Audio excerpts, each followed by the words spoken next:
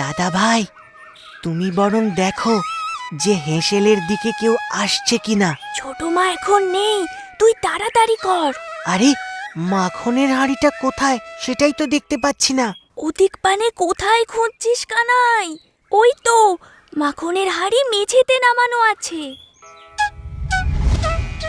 আমি তো দেখতেই পাইনি। দাদা ভাই, তাড়াতাড়ি এসো, মাখনটা খেতে হবে তো। হ্যাঁ হ্যাঁ, চল।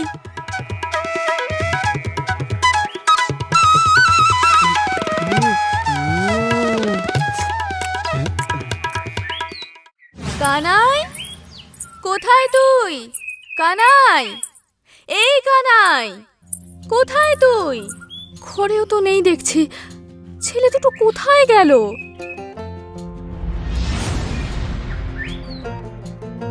বলাই, এই বলাই, কোথায় আছিস? তাহলে কি আবার আমি না থাকার সুযোগ পেয়ে দুটোতে নদীর ধারে খেলা করতে চলে গেল? কানাই, কোথায় তুই?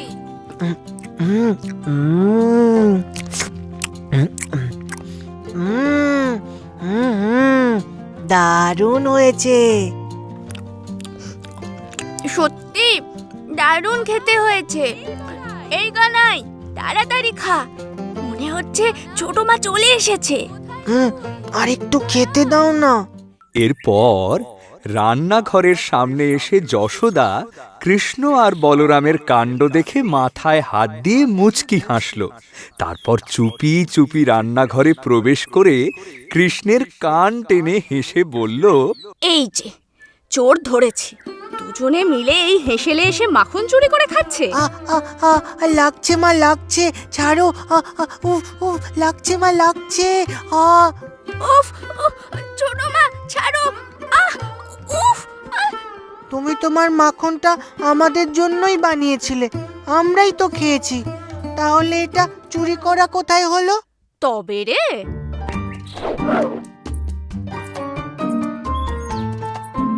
দাদা ভাই, তাড়াতাড়ি চলো, তাড়াতাড়ি চলো, তাড়াতাড়ি চলো। কানাই, বলাই, যাস না। যা, দুটোতেই চলে গেল। দুটোই আমার পাগল ছেলে।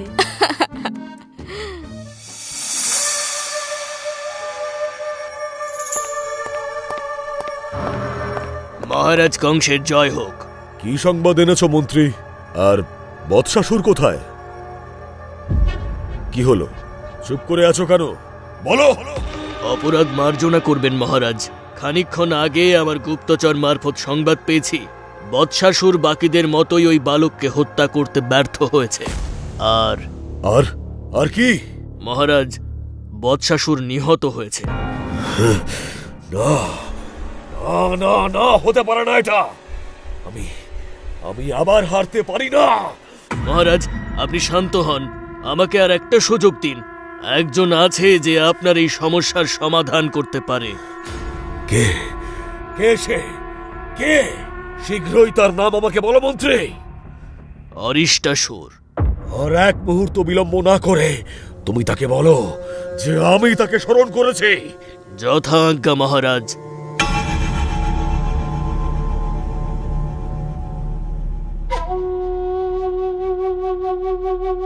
কংস নিজের সিংহাসনে বসে গভীর চিন্তায় মগ্ন। সভাসদ সকলে চুপচাপ। এমন সময় অরিষ্টাসুরের আগমন হয়। প্রণাম মহারাজ। এসো অরিষ্টাসুর, এতক্ষণ আমি তোমার অপেক্ষাই করছিলাম। বলুন মহারাজ, আমি আপনাকে কিভাবে সহায়তা করতে পারি? এই অধম আপনার সেবায় সর্বদা প্রস্তুত।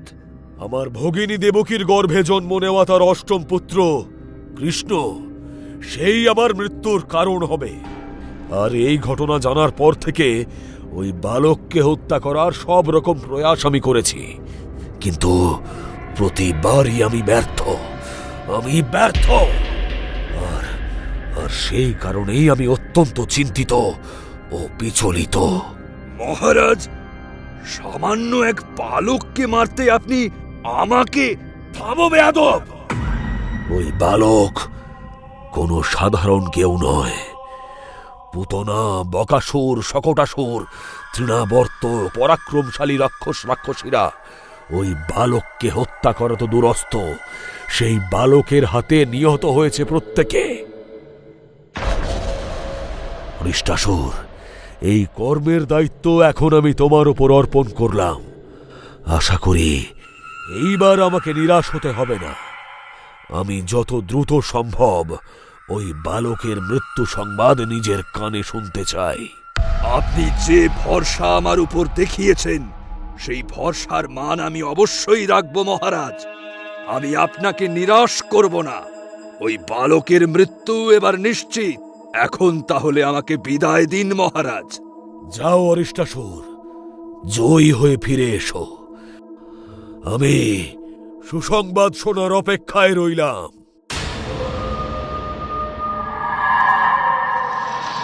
এদিকে কারাগারে বসুদেব ঘুমোচ্ছে, আর দেবকী ঘুমের মধ্যে স্বপ্ন দেখছে এক ভয়ঙ্কর রাক্ষস কৃষ্ণকে মেরে ফেলার চেষ্টা করছে।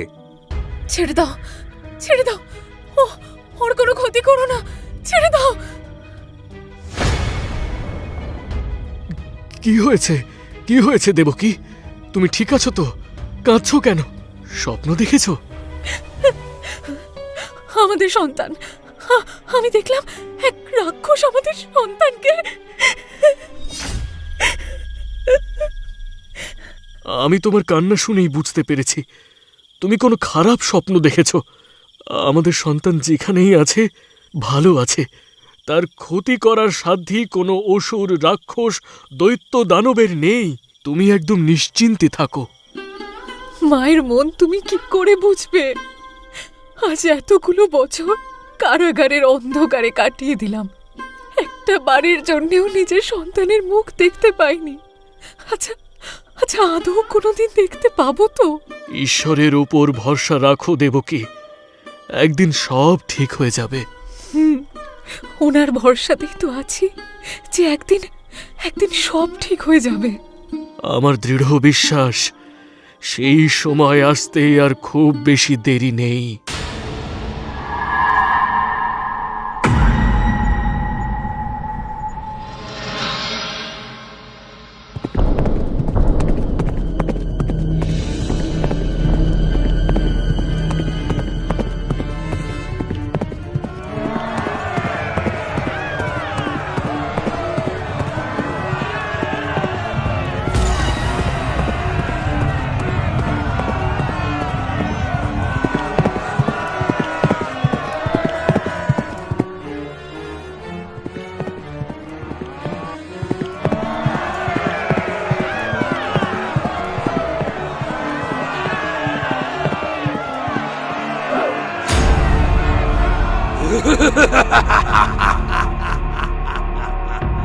কোথায় সেই বালক? কোথায়?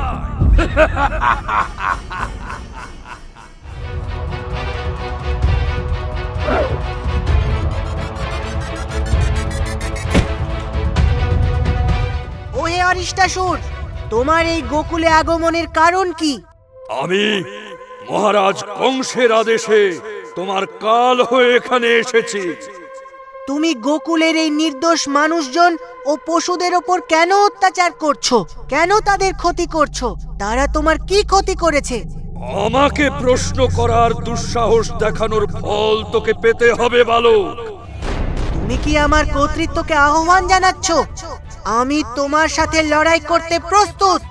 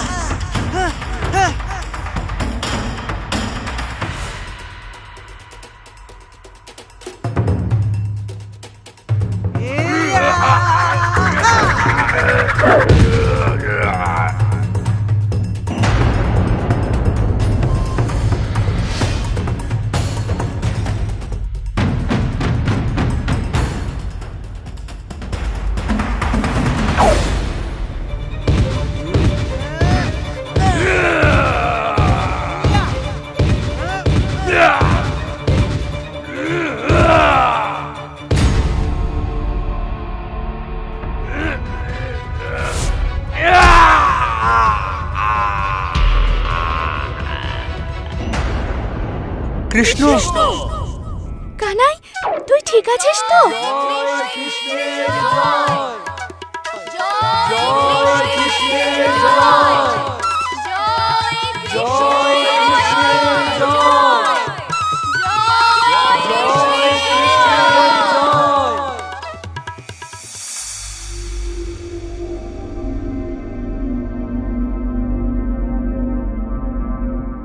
মহারাজ, কংসের জয় হোক।